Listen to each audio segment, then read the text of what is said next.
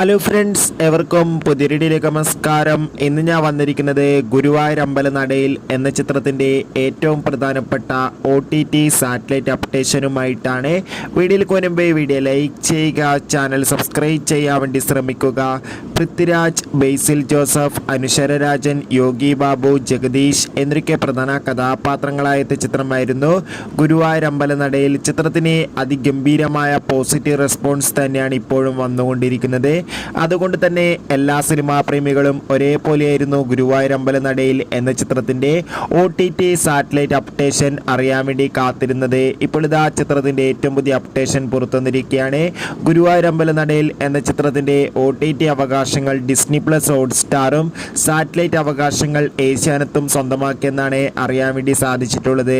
എന്തായാലും കാത്തിരിക്കാം ചിത്രത്തിൻ്റെ കൂടുതൽ അപ്ഡേറ്റിനായി. ചിത്രം കണ്ടവരുടെ അഭിപ്രായം കമൻറ്റ് ചെയ്യുക. അപ്പോൾ അടുത്തൊരു വീഡിയോയിൽ കാണും വരെ എവർക്കും ബൈ ബൈ.